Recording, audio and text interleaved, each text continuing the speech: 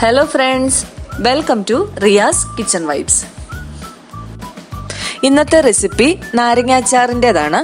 കയ്പില്ലാതെ എങ്ങനെ നാരങ്ങ അച്ചാർ ഇട്ടെടുക്കാമെന്നാണ് കാണിച്ചു തരുന്നത്. വീഡിയോ കാണാം.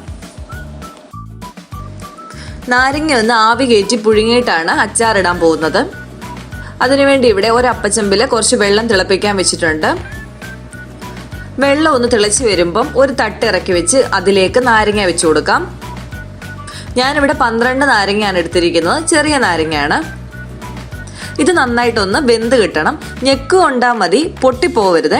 പൊട്ടിപ്പോയി കഴിഞ്ഞാൽ ഇതിലുള്ള ജ്യൂസ് എല്ലാം പുറത്തേക്ക് പോകും.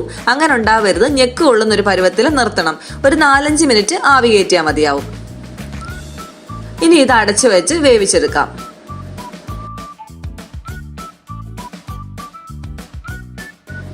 ഇപ്പം ഇതായി വന്നിട്ടുണ്ട്.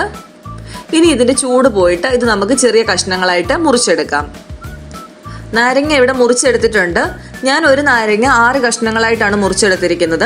നിങ്ങളുടെ ഇഷ്ടം അനുസരിച്ച് 4ഓ 2ഓ അത് ഇഷ്ടം അനുസരിച്ച് മുറിച്ചെടുക്കാവുന്നതാണ്. ഇനി ഇതിലേക്ക് ഉപ്പ് ചേർത്ത് കൊടുക്കാം. ഞാനിവിടെ 1/2 ടീസ്പൂൺ ഉപ്പാണ് ഇപ്പം ചേർത്ത് കൊടുക്കുന്നത്. ഇതൊന്ന് നന്നായിട്ട് ഇളക്കി യോജിപ്പിക്കാം. ഞാനിതിപ്പം തന്നെ അച്ചാർ ഇടുന്നില്ല, നാളെ ഇടുന്നുള്ളൂ. ഒരു ദിവസം വെച്ചിട്ട് അച്ചാറിടുന്നതാണ് രുചി. അപ്പോഴത്തേക്ക് ഈ ഉപ്പൊക്കെ ഇത് നന്നായിട്ട് പിടിക്കും. പിന്നെ ഇത് വെക്കാനായിട്ടുള്ള പാത്രം നിങ്ങൾ ഒരു കാരണവശാലും അലൂമിനിയത്തിന്റെ പാത്രം എടുക്കരുത്. ബാക്കി ഏതെങ്കിലും പാത്രങ്ങൾ വെക്കുന്നതിന് കുഴപ്പമില്ല. ഇനി അച്ചാർ ഉണ്ടാക്കാൻ തുടങ്ങാം. ഒരു പാൻ വെച്ച് അതിലേക്ക് കുറച്ച് നല്ലെണ്ണ ഒഴിച്ചു കൊടുക്കാം. ഏതെണ്ണ വേണമെങ്കിലും ഉപയോഗിക്കാവുന്നതാണ്. പക്ഷെ സാധാരണ അച്ചാർ ഉണ്ടാക്കാൻ നല്ലെണ്ണയാണ് ഉപയോഗിക്കുന്നത്. എണ്ണ ഒന്ന് ചൂടായി വരുമ്പം ഇതിലേക്ക് 1/2 ടേബിൾ സ്പൂൺ കടുക് ഇട്ട് പൊട്ടിച്ചെടുക്കാം. ഇതിലേക്ക് 1 കുടം വെളുത്തുള്ളി ചേർത്തിട്ടുണ്ട്. ഞാനിത് ചെറിയ കഷ്ണങ്ങളായിട്ട് നീളത്തിൽ അരിഞ്ഞിട്ടുണ്ട്. ഇടത്തരം കഷ്ണം ഇഞ്ചി ചേർത്ത് കൊടുക്കാം. എല്ലാം നീളത്തിൽ തന്നെ അരിഞ്ഞെടുക്കാൻ നോക്കണേ. 2-3 പച്ചമുളക് കൂടെ അരിഞ്ഞു ചേർത്തിട്ടുണ്ട്. കുറച്ച് കറിവേപ്പിലയും കൂടി ഇട്ട് കൊടുക്കാം. ഇനി ഇതെല്ലാം കൂടെ ഒന്ന് മൂപ്പിച്ചെടുക്കണം. ഇപ്പൊ ഇതെല്ലാം ഒന്ന് മൂത്ത് വന്നിട്ടുണ്ട്. ഇനി ഇതിലേക്ക് പൊടികൾ ചേർത്ത് കൊടുക്കാം. ഞാനിവിടെ കാശ്മീരി മുളക് പൊടിയാണ് ചേർത്ത് കൊടുക്കുന്നത്. 4 ടേബിൾ സ്പൂൺ ആണ് ചേർത്തിരിക്കുന്നത്. ഈ സമയത്ത് ലോ ഫ്ലെയിമിലായിരിക്കണം. നിങ്ങൾക്ക് എന്തെങ്കിലും കാരണവശാൽ പേടി ഉണ്ടെങ്കിൽ ഫ്ലെയിം ഓഫ് ചെയ്താലും കുഴപ്പമില്ല. പിന്നെ എല്ലാം മിക്സ് ചെയ്തിട്ട് ഓണാക്കി ലോയിലാക്കി വെച്ചാൽ മതി. ഇനി ഇതിലേക്ക് 1/4 ടേബിൾ സ്പൂൺ ഉലുവാപ്പൊടി ചേർത്ത് കൊടുത്തിട്ടുണ്ട്. എല്ലാം കൂടെ ഒന്ന് മൂപ്പിച്ചെടുക്കാം.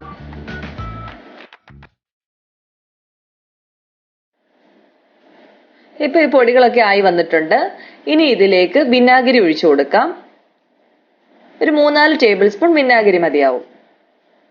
ഇനി ഇത് നന്നായിട്ട് തിളച്ച് വറ്റി വരണം. ഇതിലേക്ക് കായപ്പൊടി ചേർത്ത് കൊടുക്കാം. 1/4 ടേബിൾ സ്പൂൺ കായപ്പൊടിയാണ് ഞാനിപ്പോൾ ചേർത്തിരിക്കുന്നത്.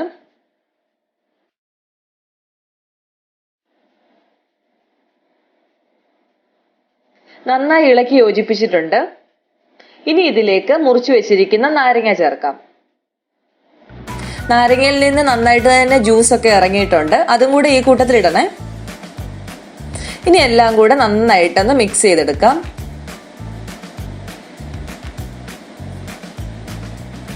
ഈ സമയത്ത് ഉപ്പൊക്കെ ഒന്ന് നോക്കാം. കുറവുണ്ടെങ്കിൽ ഇട്ട് കൊടുക്കാം. അപ്പൊ ഇതിന് ആവശ്യത്തിന് ഉപ്പുണ്ട്. ഇന്നലെ നമ്മൾ നാരങ്ങയിലിട്ട് ഉപ്പൊക്കെ നന്നായിട്ട് പിടിച്ചിട്ടുണ്ട്. എങ്കിലും ഞാൻ ഒരു ശകലം ഉപ്പൂടെ ചേർത്തിട്ടുണ്ട്. ഇതിലേക്ക് 1/4 ടീസ്പൂൺ കായവും കൂടെ ചേർത്ത് കൊടുത്തിട്ടുണ്ട്.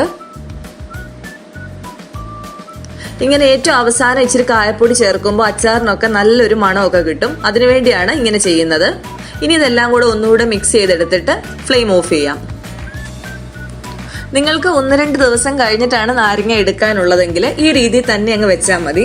അതേസമയം നിങ്ങൾക്ക് ഇന്ന് തയ്യാറാക്കിയിട്ട് ഇന്ന് തന്നെ ഉപയോഗിക്കാനാണെങ്കിൽ നിങ്ങൾ ഇതിൽ ഒരു 1/4 ടീസ്പൂൺ പഞ്ചസാരയും കൂടെ ഈ കൂട്ടത്തിൽ ഇട്ട് കൊടുക്കാവുന്നതാണ്. എന്നിട്ട് നന്നായിട്ട് മിക്സ് ചെയ്തെടുക്കണം. അതേസമയം നിങ്ങൾക്ക് ഒരു ദിവസം വെച്ചിരിക്കാൻ സമയം ഉണ്ടെങ്കിൽ പഞ്ചസാര ഒന്നും ചേർക്കേണ്ട. ഇത് നല്ല അടിപൊളി അച്ചാറാണ്. ഒരു ദിവസം കൊണ്ട് ഇത് നന്നായിട്ട് മസാലയുമായിട്ടൊക്കെ മിക്സായി നന്നായിട്ട് സെറ്റായി കിട്ടും. വേറൊന്നും ചെയ്യണ്ട. അപ്പം നിങ്ങൾ തീർച്ചയായിട്ടും ഇത് ട്രൈ ചെയ്ത് നോക്കുക. എല്ലാവർക്കും ഇഷ്ടപ്പെടും. ഫീഡ്ബാക്ക് അറിയിക്കുക. അപ്പോൾ ഇന്നത്തെ റെസിപ്പി എല്ലാവർക്കും ഇഷ്ടമായെന്ന് വിചാരിക്കുന്നു. ഇഷ്ടമായെങ്കിൽ ലൈക്ക് ചെയ്യുക, കമൻറ്റ് ചെയ്യുക, ഷെയർ ചെയ്യുക.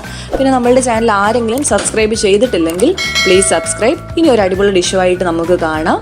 Thanks for watching.